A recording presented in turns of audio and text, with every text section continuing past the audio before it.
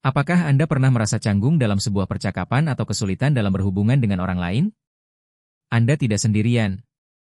Ini adalah tantangan yang hampir dihadapi oleh kebanyakan orang di suatu titik, baik itu dalam acara sosial, pertemuan bisnis, atau bahkan hanya percakapan santai dengan teman-teman. Tekanan untuk berkomunikasi secara efektif terkadang membuat kita meragukan diri kita sendiri. Tapi bagaimana jika saya memberitahu Anda bahwa ada sebuah filosofi kuno yang dapat membantu Anda mendekati setiap percakapan dengan ketenangan, percaya diri, dan kejernihan? Apakah Anda ingin mengeksplorasi ini? Bayangkan. Itu adalah malam Jumat, Anda menghadiri sebuah pesta yang meriah. Memegang gelas minuman, Anda melirik ke sekeliling ruangan, di mana orang-orang sedang berbicara, tertawa, dan berinteraksi. Tapi Anda tetap berdiri diam, berpikir terlalu banyak tentang langkah selanjutnya. Bagaimana jika saya mengatakan sesuatu yang bodoh? Apakah mereka akan menganggap saya membosankan? Anda merapikan posisi tubuh, menarik napas dalam-dalam, dan berniat untuk mendekati seseorang, tetapi keraguan muncul kembali. Momen seperti ini tidak jarang terjadi. Mereka adalah bagian dari pengalaman manusia. Komunikasi, sesuatu yang tampaknya sederhana, seringkali datang dengan kecemasan, rasa takut akan penilaian, dan pertanyaan yang menghantui. Apakah saya cukup baik? Mengapa komunikasi itu penting? Kita hidup di dunia yang sangat mengutamakan koneksi, baik dalam pekerjaan, persahabatan, maupun pertemuan kebetulan. Cara kita berkomunikasi membentuk hubungan dan peluang dalam hidup. Namun percakapan yang sejati, koneksi mendalam dengan orang lain, terasa seperti berjalan di atas tali. Berbicara terlalu sedikit tidak meninggalkan kesan. Berbicara terlalu banyak malah bisa membuat orang lain kehilangan minat. Di antara mendengarkan dan berbagi, antara rasa takut dan percaya diri, bagaimana kita menemukan keseimbangan? Inilah saatnya filosofi Stoik untuk memainkan perannya. Apa yang ajarkan para Stoik tentang komunikasi? Para filsuf Stoik kuno seperti Marcus Aurelius, Seneca, dan Epictetus menghabiskan hidup mereka untuk mempelajari cara menguasai diri dalam menghadapi tantangan hidup. Meskipun mereka tidak menghadiri TED Talks atau berpartisipasi dalam acara networking, prinsip mereka sangat relevan untuk percakapan modern. Para Stoik percaya bahwa kejernihan, tujuan, dan ketenangan bukanlah sifat bawaan, melainkan keterampilan yang dapat dilatih. Dalam artikel ini, kita akan menjelajahi 5 teknik Stoik yang dapat membantu Anda berkomunikasi lebih baik dengan siapapun, dari orang asing hingga teman lama. Ini bukan trik atau taktik komunikasi yang palsu. Ini adalah alat untuk membantu Anda terhubung secara tulus dengan orang lain. Apakah Anda siap untuk keluar dari zona nyaman Anda? Tekan berlangganan dan aktifkan notifikasi untuk tidak ketinggalan video-video menarik lainnya. Berbicara lebih sedikit tapi lebih bermakna. Kita sering berpikir bahwa rasa percaya diri terletak pada berbicara lebih banyak, mengisi kekosongan, menjelaskan setiap detail, dan berusaha untuk menjaga percakapan terus berlanjut. Namun rasa percaya diri sejati terletak pada singkatnya dan kejernihan. Berbicara dengan singkat tidak hanya membantu Anda membuat kesan yang lebih kuat, tetapi juga membuat orang lain lebih mudah mengingat Anda. Marcus Aurelius pernah menulis, "Biarkan kata-kata Anda sedikit, tetapi dipilih dengan cermat." Kita sering merasa tertekan untuk menjelaskan terlalu banyak karena takut dinilai atau diabaikan. Tetapi ketika berbicara bertele-tele, kita sering kehilangan fokus dari pesan utama yang sebenarnya ingin kita sampaikan. Rasa percaya diri berarti mempercayai bahwa pesan sederhana Anda cukup untuk memberikan dampak. Contoh praktis. Misalnya Anda sedang mempresentasikan ide dalam rapat tim. Anda memulai dengan, "Saya telah meneliti ide ini untuk beberapa waktu dan saya pikir ini bisa sangat efektif karena menghemat waktu, meningkatkan proses kerja, dan menambah nilai bagi pelanggan. Tetapi ada beberapa faktor tentang implementasi yang akan saya jelaskan nanti." Hasilnya, setengah ruangan kehilangan fokus, dan inti dari presentasi Anda menjadi kabur. Sekarang, coba mulai dengan, "Proyek ini bisa membantu kita menghemat 25% waktu dan meningkatkan kepuasan pelanggan. Inilah cara kita dapat melakukannya." Hasilnya, langsung dan berdampak kuat. Anda menarik perhatian dan membuka kesempatan untuk diskusi yang bermakna. Pelajaran dari filosofi Stoik. Orang Stoik menghargai kehati-hatian dalam setiap tindakan, termasuk kata-kata. Marcus Aurelius mengingatkan kita untuk menghindari tindakan dan kata-kata yang tidak perlu. Kata-kata, seperti tindakan, harus memiliki tujuan. Dengan menghilangkan rincian yang berlebihan, Anda menunjukkan rasa hormat terhadap waktu pendengar Anda dan waktu Anda sendiri. Sebelum mengucapkan sesuatu, berhenti sejenak dan tanyakan pada diri sendiri. Apa satu-satunya hal yang ingin saya ingatkan mereka? Latihlah untuk menyampaikan pemikiran Anda dalam satu kalimat yang singkat namun berdampak.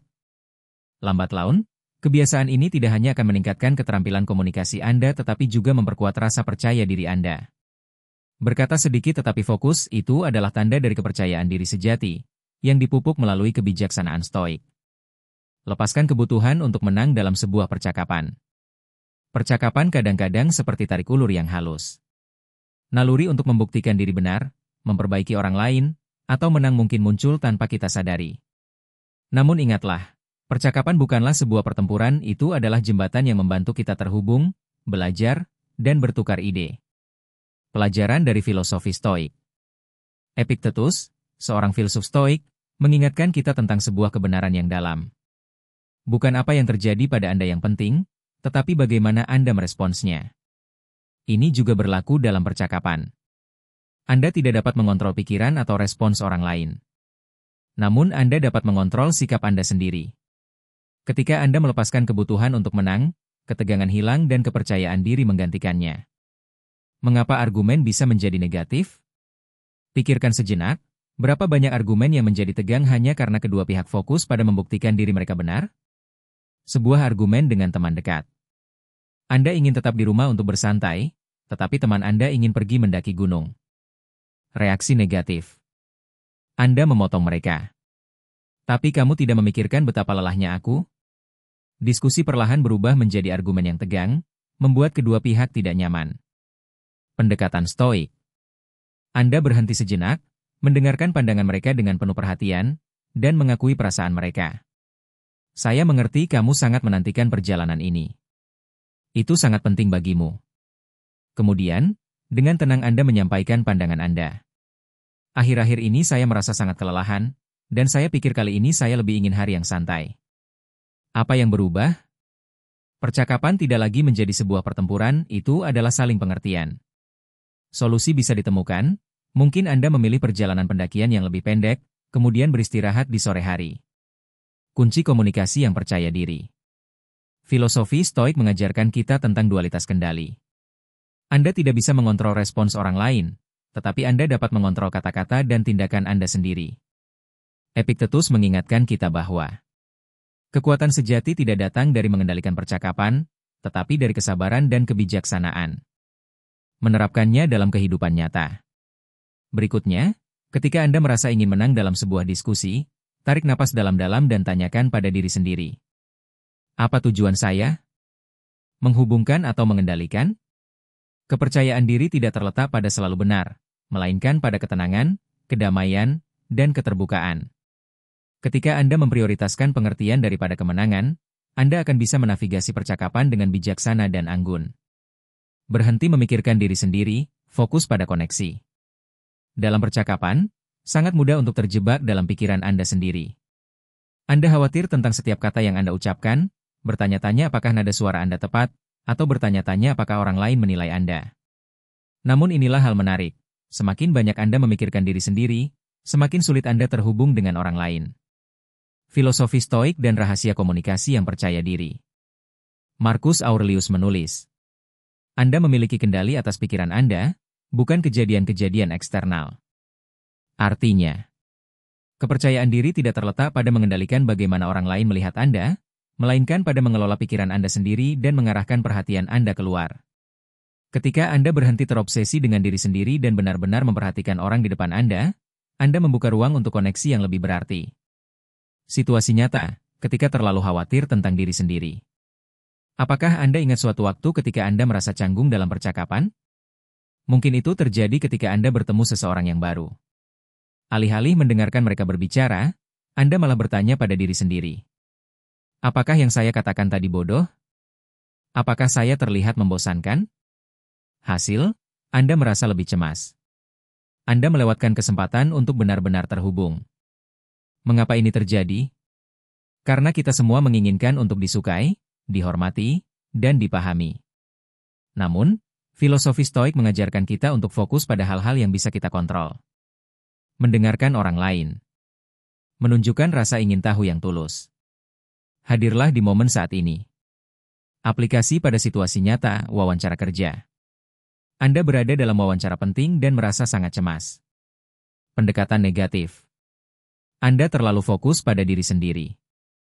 Apakah apa yang saya katakan tadi sudah benar? Apakah mereka pikir saya cukup baik? Apakah saya harus mengungkapkan ini dengan cara lain? Hasilnya, Anda terlalu cemas sehingga tidak bisa fokus pada pertanyaan. Jawaban Anda terputus-putus, kurang percaya diri. Tidak meninggalkan kesan yang baik. Pendekatan menurut semangat stoik. Anda mengingatkan diri sendiri. Saya tidak bisa mengontrol pikiran mereka, tetapi saya bisa mengontrol keberadaan saya.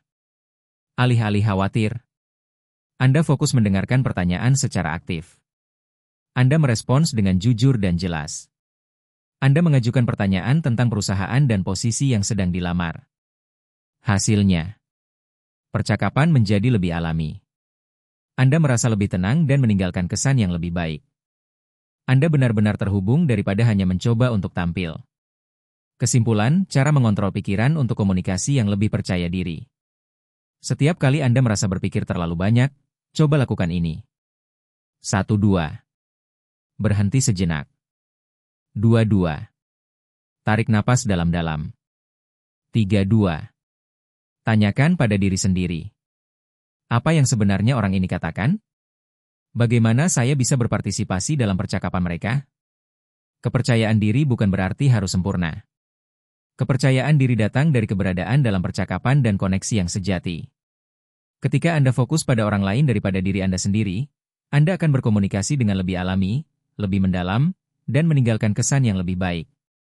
Perlambat, percaya diri dalam keheningan. Kita sering cenderung berbicara segera tanpa berpikir dengan hati-hati. Tetapi kepercayaan diri yang sejati bukan terletak pada berbicara dengan cepat, melainkan pada kemampuan untuk berhenti sejenak, merenung, dan merespons dengan tujuan. Orang stoik dan seni komunikasi yang tenang. Para filsuf stoik seperti Seneca memahami betul pentingnya ketenangan. Ia pernah berkata, "Yang penting adalah kualitas, bukan kecepatan." Ini tidak hanya berlaku untuk tindakan, tetapi juga untuk cara kita berkomunikasi. Berbicara bukanlah perlombaan. Ini adalah kesempatan untuk merenung dan terhubung dengan makna.